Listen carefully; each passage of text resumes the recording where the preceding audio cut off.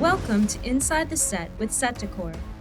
Inside the Set is a series that focuses on the design and decor of stories that excite us and ignite our imaginations, where we get to discuss the collaborations between production designers and set decorators, and hear firsthand accounts of how those works of art came to be, from their inception to ideas on the page through completion, where we sit in the dark and experience them collectively.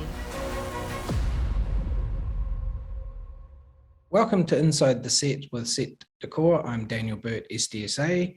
Today I'm pleased to welcome set decorator Vertelle SDSA and production designer Ramsey Avery to discuss the artistic and creative collaboration on the series Lord of the Rings for Prime Video. Megan and Ramsey, welcome and thank you for joining me. Thank you for having us. How did you come to work on the project and what attracted you both to it? I started this project, I think, August 2019. That stage, Rick was in the early start of the show and got in touch, him and John got in touch and said, would I be interested in partaking in this Tolkien adventure?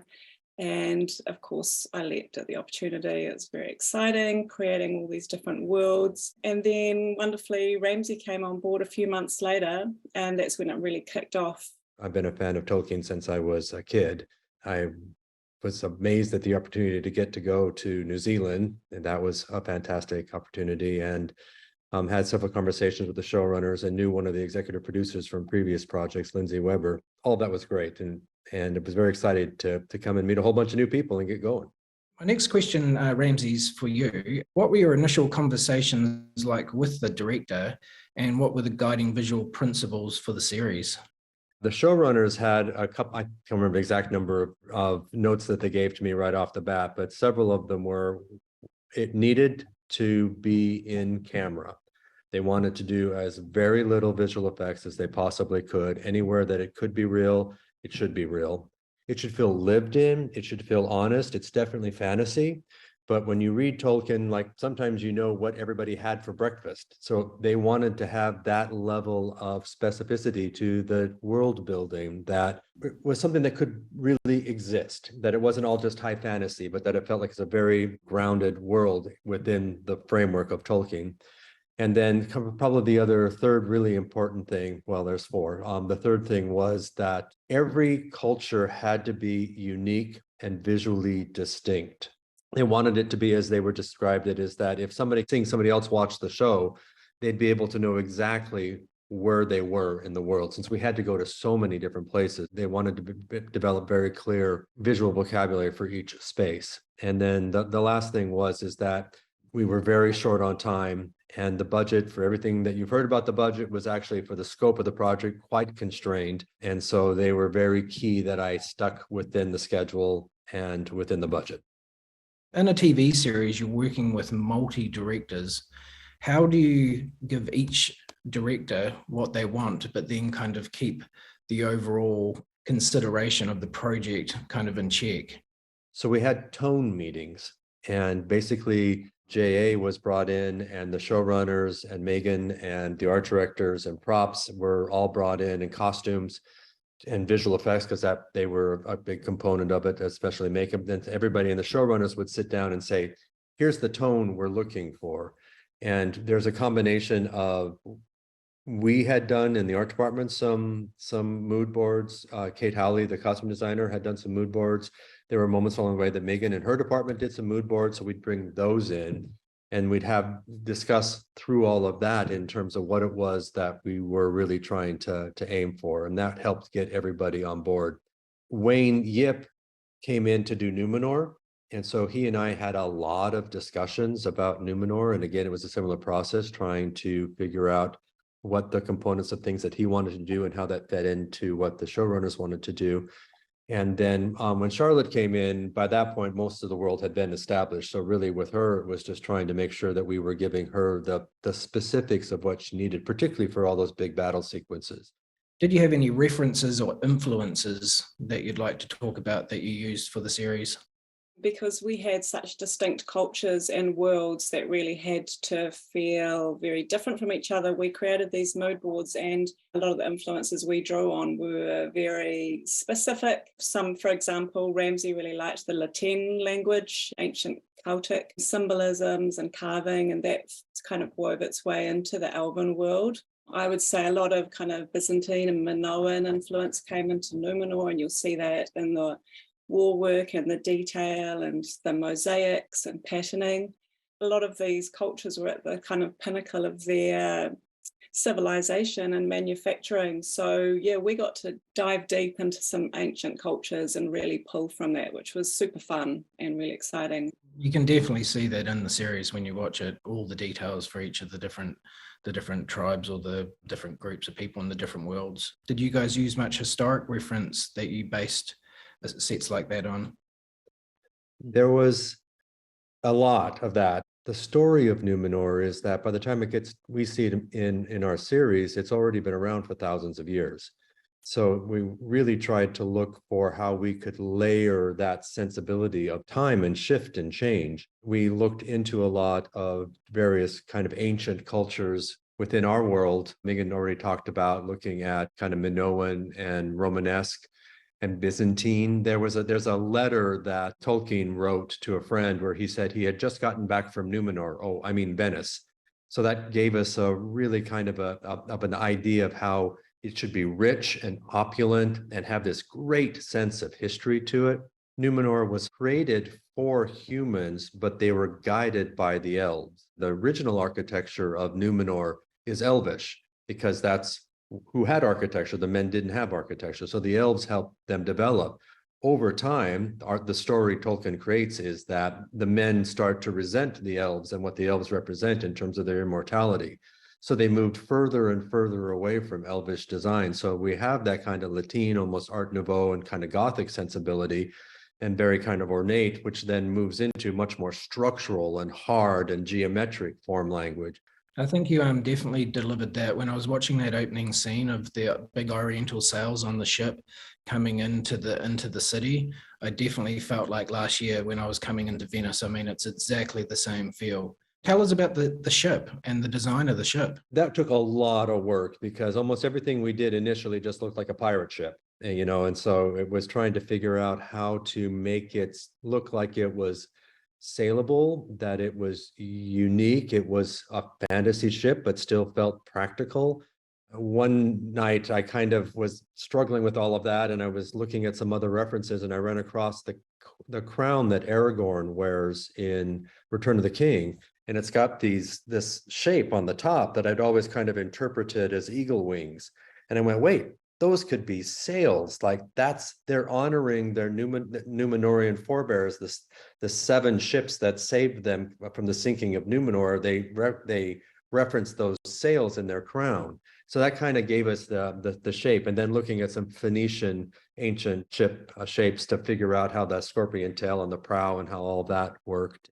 And then working with Megan and trying to figure out all of the rigging and the sails and what made it feel like a functional ship. We had real sailors helping us design all of this, and we brought rigging masters in so that the set deck and rigging could create something that extras on set could actually make the ship look like it's moving. The sails could come up and down.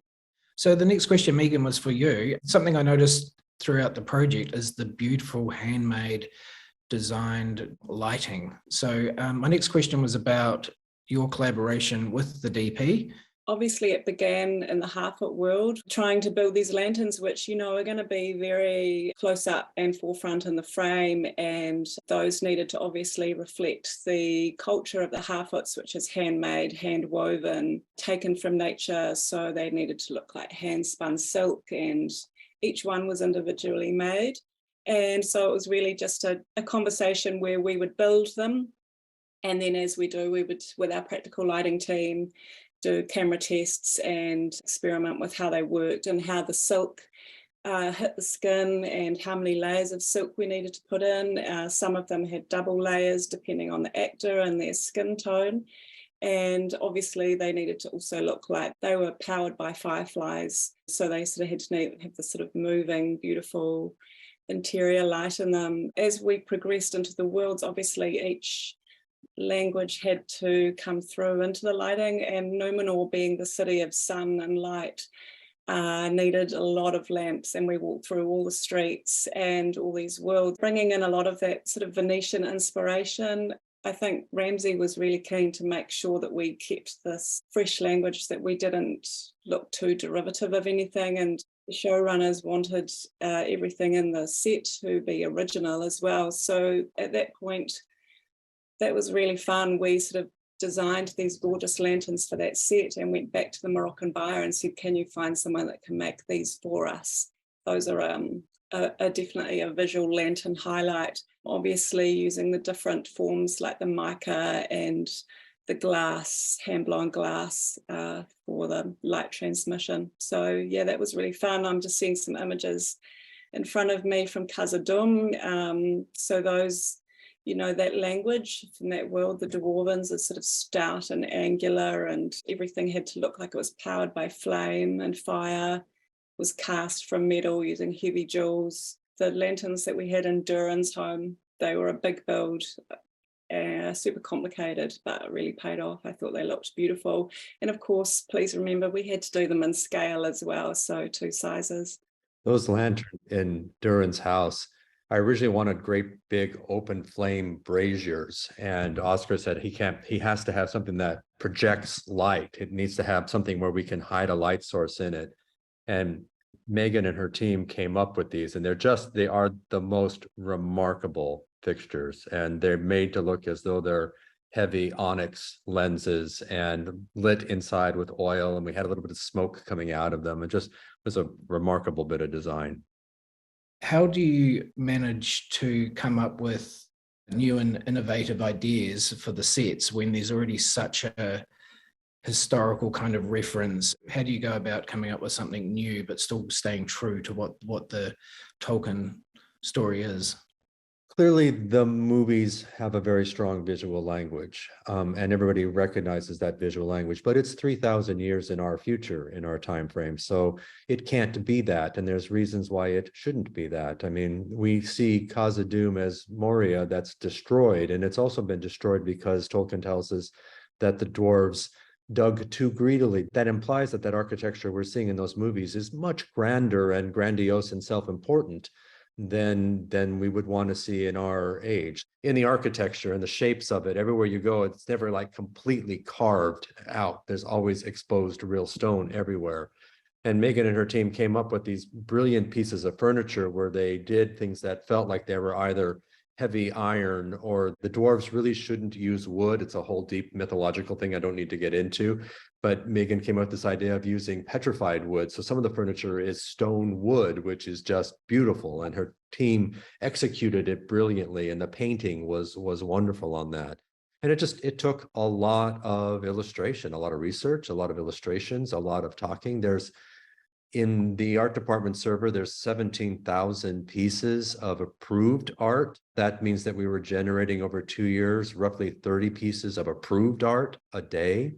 And I don't think that even includes all the work that the set deck team did. And Megan and her team had beautiful artists working, and like these chairs here, there was a rough illustration in the paintings that we had done. And then her team took this and came up with how to make these chairs sing the way that they do. We kept looking for these ideas that could make that golden age feel, that felt epic in a way that didn't have that kind of sense of decay that's going on in the movies. Megan, the next question was actually about the manufacture. And can you just talk a bit about the process that you went through being from New Zealand and prepping yourself with what you needed for the show? We were also heavily impacted by COVID, and I think we had a couple of container loads of great sort of filler that came in from Morocco and India to just sort of get us going. But after that, the freight in New Zealand really just sort of shut down. And so we were, in some sense, cut off in terms of how much stuff we could bring in. And also, as saying earlier, you know, everything had to look very much of a world, like things that no one had ever seen before and very specific to those worlds. So we knew we were in for a big manufacturing show. I think at times we were sort of running a team of 130 people, and that was blacksmiths, textiles, weavers, painters, furniture makers, and in some sense, we pretty much did everything in-house in terms of the larger pieces of dressing or the more significant pieces that you see. We would sort of sit down and break these things down, put them into a 3D drawing, check that all that was going to work, make sure everyone was happy, and then those would go out to the HODs of manufacturing and the process would begin. And then, you know, there were times with 2 shooting crews where we were servicing, you know, 4 or 5 different worlds at a time. So yeah, we were thinking in all these different Tolkien languages simultaneously while manufacturing. It was one thing to manufacture those items and then another thing to really get the wear in, and because when you see it close up on screen, it has to feel like it's rock and wood and it's been in this world for centuries. So that was the real challenge. Time after time, I would come in to Megan and say, could we do something like this? And I'd show her an illustration and she'd give me a big smile. And, you know, in a week or 2 later, come back with a plan. And 9 times out of 10, they were able to bring that level of beauty and elegance and detail. It was a remarkable experience. It's not something that you always have the luxury of having, that you can just walk down the stairs and there they all are, hand stitching, embroidering, making these beautiful tapestries. So weaving all of those rough fabrics that we needed for all the Harfoots, and then dyeing them and breaking them down, and it was an astounding team. Ramsey, my next question was to do with the collaboration with the costume designer. I think the Harfoot imagery with the organic nature of the design of that whole world and how working with the costume designer. Kate is quantifiably a genius. She really is a remarkable artist. And she had spent a bunch of time actually sketching on the Harfoot. Part of it, the story with the Harfoots, is trying to tell the story that they're small people, so that everything about their materials should be slightly scaled up. So the weaves in their fabrics are slightly scaled up. Things that they hold in their hands are slightly scaled up. So you're always trying to work to make them look smaller. Almost all of this is set deck. Very little of this is built. I mean, we built some rocks, we built some trees. The carts, the art department did the mechanizing of the carts because we need to make sure that they were heavy. So to actually have an actor being able to pull them required some engineering and some mechanics and special effects in there. But set deck did all the weaving. Literally, the carts are woven out of willow and supplejack, and then there's fabric on top of that. This is a definite kind of character set where you get to know the characters, especially Nori, who I'm sure that everyone watches it loves. Megan, do you want to talk about maybe the decorating the set for the characters and just little things that you think of that you've done for each of the characters in their world here? The color palette was nature inspired, so all of their clothing had been dyed from natural plant matter. There's this theme that comes through of weaving, that they're weavers of stories and history, and they carry everything with them in the lineage of their families. So we really ran with that. Ramsey had worked developing with the graphics team their runes, their language and symbols, so they were carved into everything. Every family had their own clan symbol, and that was either hand printed or hand carved into the furniture. Furniture was super fun too. You know, this had to be kind of campaign style because this tribe, they're always on the move. They move with the seasons, and so everything has to be able to be packed up. So that was a really fun challenge for the furniture designers, figuring out how we could make all the chairs and the stools that you literally had to be able to pick them up and fold them picnic style, and then the textiles would weave into that. And we sort of discovered supplejack, which is a native New Zealand rainforest vine, and incorporated that into the cart structure as well. And so as they progressed, I mean, you'll see every cart really had its own character and its own personality coming through of the family or the clan that lived there. Like I said before, I was just amazed by all the crews, but our greens department, Simon Lowe and his greens department were another set of wizards that I don't know how we would have done this project without them. I mean, he made all the giant mushrooms, he made giant flowers, he went out and found bigger plants. He had a whole nursery going of broad-leafed plants, so we'd have stuff when we got back to the Harfoots that we could bring bigger plants into the environment. That was such an integral part of that environment between the set deck and the greens and the costumes.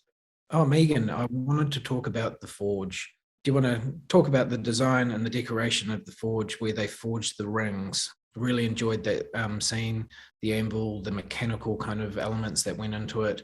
I mean, this is probably a bigger Ramsey conversation because he was so sort of deep in conversation with the showrunners. I mean, and it's such an integral part of the show, and it's the moment everyone's been waiting for. So these guys had really nutted out the nuts and bolts of this well in advance before we got in there.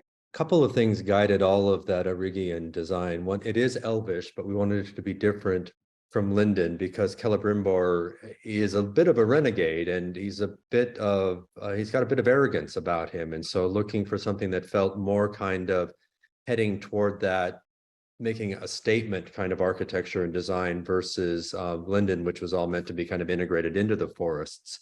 And Louis Sullivan was a strong influence because part of what Celebrimbor loves is that it didn't end up being necessarily clear in the final version of the script, but there was in some of the earlier drafts, there was a lot of interaction between the elves and the dwarves.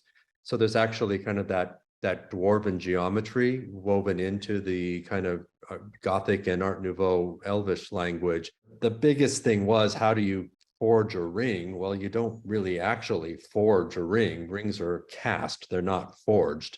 So the idea of somebody, pounding on a ring, the way that sometimes it's illustrated in different versions of Tolkien's works, we did a whole lot of exploration with talking to ring makers and specific people there in Auckland and seeing how they made their rings and taking lessons in ring making.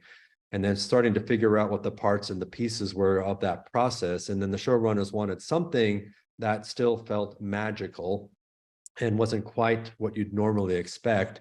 And so going back to that ancient Latin kind of old Celtic form language, developing that triskelion type of form for the ring casting to get to the 3 rings with 3 different metals. One of the things that I loved about this is that we didn't have time and money to actually make the forge flame proof.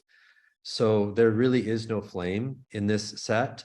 So Megan came up with this cover, that bronze cover that goes over the top of it. So it blends into the rest of the design. So we could put lights in there to make it look like there's flame and then do a couple of insert shots with a separate flame. So again, part of this is working with visual effects. So this is a practical prop. It actually spins, it actually moves. We poured liquid metals into it like mercury so that the special visual effects had the flow of metals to look at. And then they turned it all into molten metals and visual effects. Yeah, it's probably one of the most beautiful forges in the whole mechanism of how it all works, and the whole scene is, it's amazing. My next question was about your biggest challenges on the project. These cultures are all sort of considered at the pinnacle or the greatest manufacturers of their kind, the elves and the dwarves and Numenorians, and so that kind of really set the bar for us for what we had to keep up with. And we knew obviously there's a big fan base who have huge expectations. And so just consistently keeping this level of quality, of workmanship, for so many other productions, the other challenge is definitely having COVID and just forced us to kind of, close in and really just set up a full manufacturing plant and really rely on everything in-house. The general scope of it all was probably the broadest challenge. It was a massive undertaking. I mean, we were doing 8 hours of what the showrunners wanted to be as high level of detail as Peter Jackson did in the movies. And we had much less time than they had, and we had much less budget overall comparatively. It's about 8 hours of filmmaking. So we had to do all of that in one season.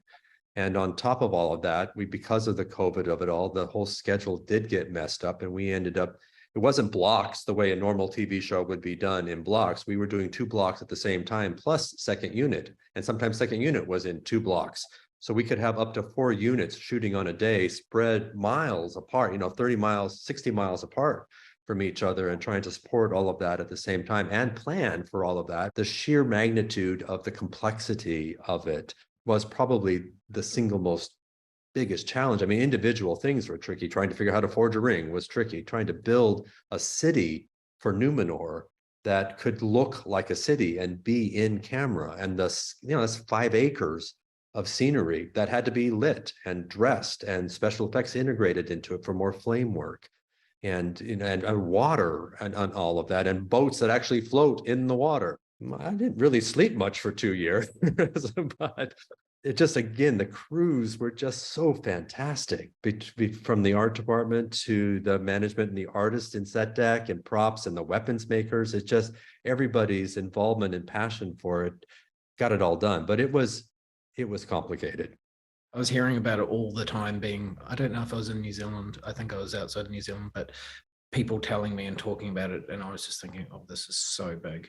It was like Rome isn't built in a day and we have to fit this in, and yeah, just the level, and levels of it. And I think, as Ramsey said, with Numenor, it was showing that the humans, the working class down the bottom and going up, there's 5 levels of Numenor. So by the time you get to the top where the court is, this incredibly refined aesthetic and the lanterns and, everything, that form language changed all the way up. So it was a world within the world that was in itself was just huge. We had 2 main sections of the Numenorian city. One was the wharf and one was what we called the Builders Guild Plaza.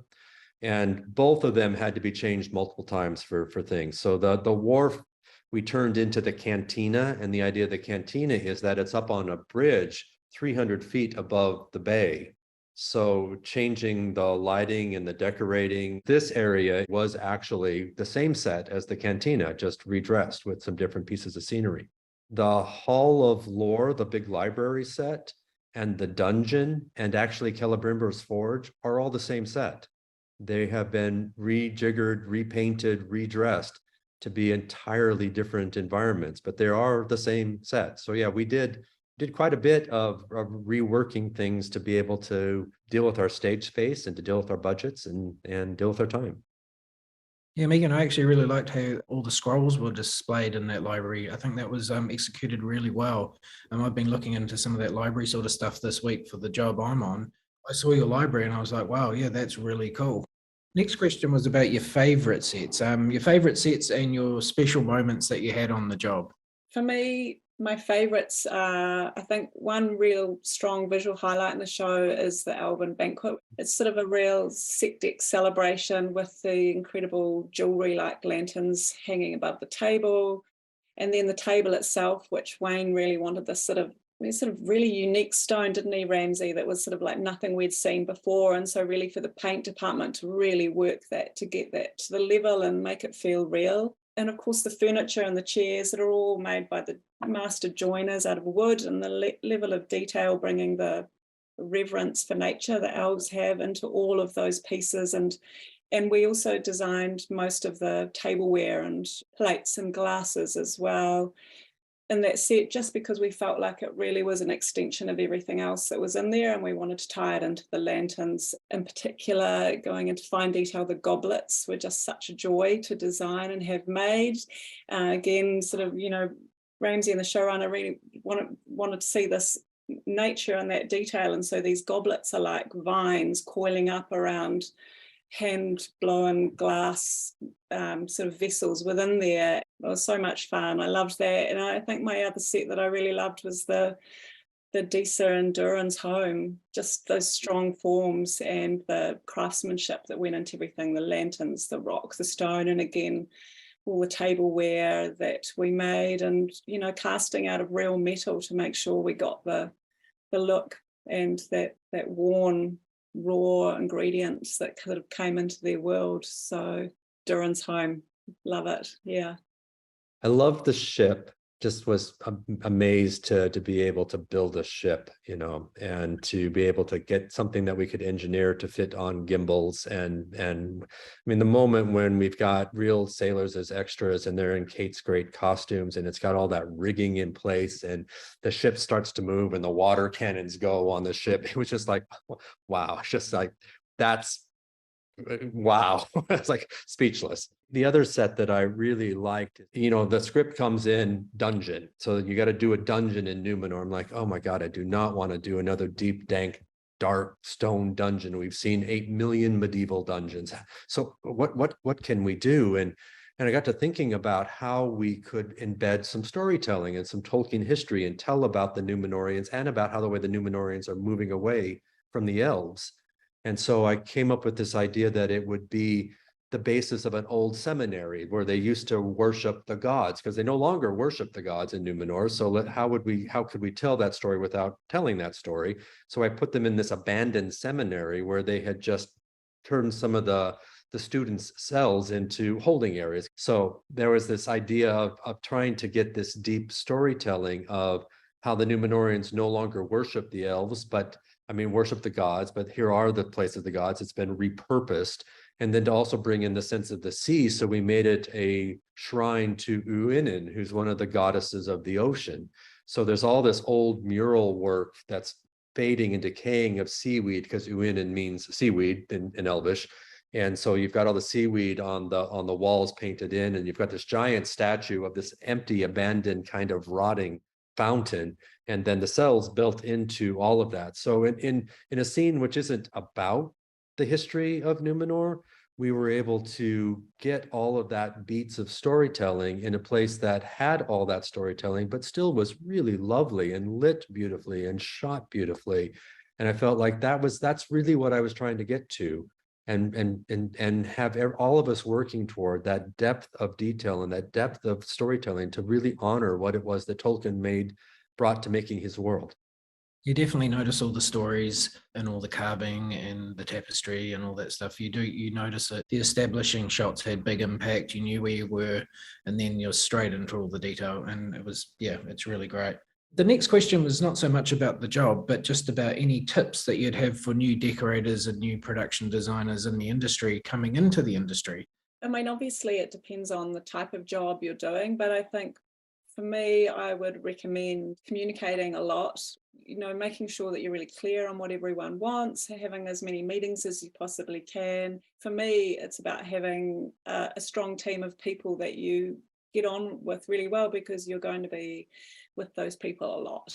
On one hand, there's the whole production of it, which is about the people and how to work with people and how to keep the communications as open as you possibly can and make sure that people are talking to one another and casting the people that you can to work with where you have some say in the matter. And when you get people that you just have to have them anyway, finding the way to work with them, and that sense of building the community around what you're doing and working with the producers. It's so much about people skills. It just is about knowing how to be with people and how to negotiate through multiple personalities and different agendas and all of that. The other part of production design is the design part of it, and the sense of just being aware of your world, and always paying attention both to where you are and what you're seeing and how our world is built, why people make the choices that they make, just keeping your eyes open to that and learning the history. And then finally, I guess it's like all of that goes to story, like being able to get into the script and the showrunners or the director's minds and figure out what is it that the story is that we're trying to tell. And so really, as a designer, learning what is a story and how do we tell the story, what are the components of all of that it just can't look cool. It needs to tell the story. And what is that story? How do you tease the story out from the writers, the showrunners, the directors? And then how do you visualize that? And then how do you execute that visualization? And that's just learning step by step each of those components as you do more and more and meet more people and listen to more people and learn what they have to share with you to get those three components so you can string it all together. Well, I guess that's about it. Thank you both for talking to me today and talking about your experiences and everything on Lord of the Rings. Yeah, I wish you both the best. And yeah, I'll see you guys soon sometime. Well, thank you very much. It's a pleasure talking to you. Thanks for joining us for this episode of Inside the Set with Set Decor. Don't forget to subscribe to our YouTube channel and visit our website, setdecor.com.